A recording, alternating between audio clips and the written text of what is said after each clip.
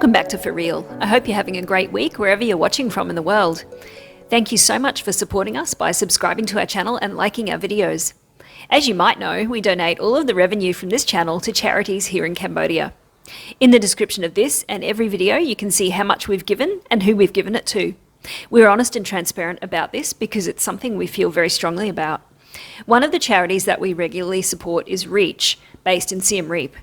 They have set us up with a fundraising profile on their website, and I'll leave a link to it in the comments section. If you want to, you can donate to them through our profile and help us meet the target that we've set for ourselves. They also have a 200-kilometre challenge called the Side-by-Side Ride coming up in January, but more on that next month. Don't forget, you can join us over on Instagram as well for other bits and pieces between videos. Today's accompanying ride is the second part of Jeremy's ride to Diamond Island in Phnom Penh. Thanks to everyone who has been asking us how our move went. We're loving life here and having an absolutely fantastic time. Enough about that though, let's get started. Today is Wednesday, the 10th of November 2021. Last week we reported that kindergartens and primary schools had reopened. This week the Ministry of Education has requested that all kindergartens be closed again for the time being. At the moment, the youngest children to be vaccinated are in the 5 to 12 age group. Kindergartens have a large number of children who are currently only 4, so they can't be vaccinated.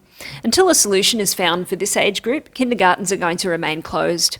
They might increase the age so that children have to be at least 5 to attend, but this remains to be seen. Cambodia is reporting very low numbers of new COVID cases, and this is largely due to the planned reduction in testing.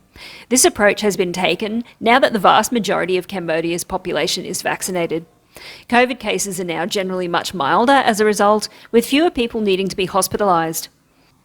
Cambodia is still doing very well in the global vaccination rankings, coming in just behind Singapore but ahead of many other much more wealthy nations including South Korea, Japan, Malaysia, France, the UK, Germany and the US.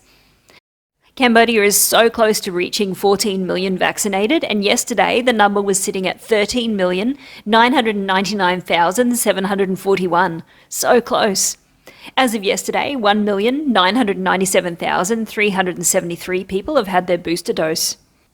On to borders and travel. Vietnam is soon to commence a 3-phase resumption of regular international flights to Vietnam, with the first phase starting in the first quarter of next year.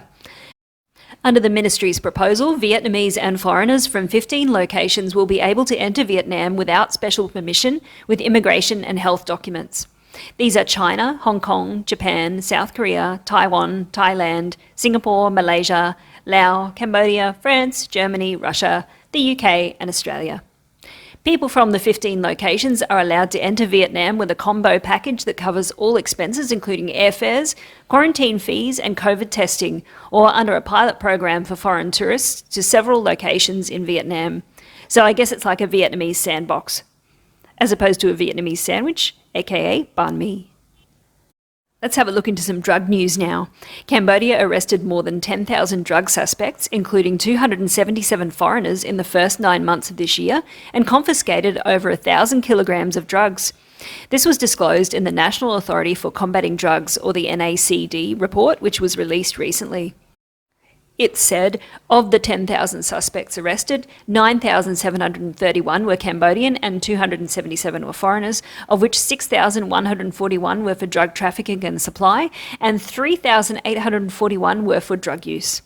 There were 9 arrests for the growing of marijuana plants and 17 for producing other drugs. In the same first 9 months, law enforcement forces, police and military, confiscated a total of more than 1,049 kilos of drugs. It also said that police seized more than 50,000 cannabis plants and more than 99 kilos of dried marijuana. They also impounded 72 cars, 144 motorcycles, 3,681 mobile phones, 188 scales, 30 handguns and 19 rifles. Police also seized property, including 3 houses, besides 9 bank accounts frozen, and more than $10,000 in cash was recovered. Earlier this week, police seized more than 50 kilos of drugs in Phnom Penh's BKK area. It's worth checking the article to see the photo. It's quite an impressive table of shame. One of the men is Cambodian and the other is Vietnamese. The drugs confiscated included 3.51 grams of meth, 50.42 grams of ketamine, ketamine, 1.52 kilos of MDMA, 46 kilos of methadone, and 6 kilos of other drugs. In a series of coordinated raids across Siem Reap and Phnom Penh, more than 50,000 pills were confiscated and 5 were arrested. The problem with the pills is that the table of shame is much less impressive due to the size of the items. The 56,397 meth pills only weighed in at 5.75 kilos. You might remember last week we had a bit of a Home Alone moment, and this week it's the Shawshank Redemption. A jailbreak. 7 prisoners in Stung Treng Provincial Prison have escaped. Of the 7, 4 are Lao citizens and 3 are Cambodian. One of the Lao men is said to be the ringleader and was sentenced to life for drug trafficking. One of the other men, a Cambodian citizen, was sentenced to 27 years for murder in 2017. The prisoners broke through a wall at 3 a.m. on Monday morning. The 7 used sticks to break through a prison wall to escape. If you look at the article, you will see photos of the hole, although it took a while to be discovered as it was covered with the Rita Hayworth poster. A salesman in a village close to the prison told local media that at 4 a.m. on Monday morning he was opening his stall for business when he saw 7 strangers approaching him, some shirtless and some appeared to be soaked with water. He said the men asked if he sold shoes, and when told no, they vanished into the night, and it was only later that he realised the men had been prisoners.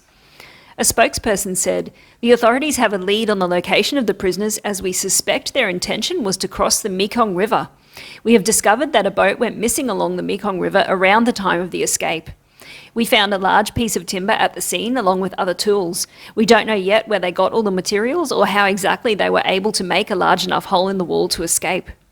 I think perhaps they have some knowledge of construction or muffled their efforts to break through the wall somehow, and it happened very early in the morning, so it is possible that some of the prison guards may have fallen asleep at the moment they made their attempt to escape." On Tuesday, police captured one of the 7 prisoners, leaving the other 6 at large, and today the hunt continues. Prison authorities were heard issuing instructions to the officers in the field. "What I want out of each and every one of you is a hard target search of every gas station, residence, warehouse, farmhouse, henhouse, outhouse and doghouse in the province." We will have more updates on the Stung Treng Redemption next week. On Tuesday, the 9th of November, Cambodia celebrated the 68th anniversary of its independence from France. In 1863, Cambodia became a protectorate of France and was later incorporated into French Indochina. The country was under Japanese occupation during the Second World War before French control was restored. Cambodia gained independence in 1953. A man was arrested and 2 more suspects are being sought for the alleged murder of a sorcerer, who the suspects accused of invoking witchcraft on them. The bizarre murder occurred in a forested area in Stung Treng province on the 31st of October. On November the 5th, officers arrested a 24-year-old man in connection with the murder, and they're actively seeking the other 2 men. The arrested suspect said that they killed the unnamed victim because he was a sorcerer and had allegedly killed their father with witchcraft. The 2 other suspects are subject to an ongoing manhunt. Let's hope they don't run into the 6 prisoners as they are on the run in the same province. And to finish on a positive note, the Phnom Penh Municipal Court has released, or plans to release, 11 environmental, social and political activists. 7 activists were released already on the 26th of October, and 4 more are expected to be released between November the 10th and the 12th. The Phnom Penh Municipal Court held a series of hearings recently and announced verdicts in criminal cases involving a number of defendants identified by civil society organisations and in some media reports as environmental or political activists. The court found the defendants guilty and gave them prison sentences amounting to the time they had already served in detention, with the rest of their sentences suspended. The court also cleared all charges against Khmer Australian politician Hong Lim, who is being tried in absentia for incitement to cause social disorder. Well, that's the news for this Wednesday, the 10th of November. You are all up to date with the goings-on in Cambodia. Thanks so much for watching, and don't forget to have a look in the description of this video. You can find links to other people that are making content here in Cambodia, and also links to other people that we follow. Please also feel free to join us over on Instagram so you can get some pictures and things between videos, and we'll see you in the next one. Bye!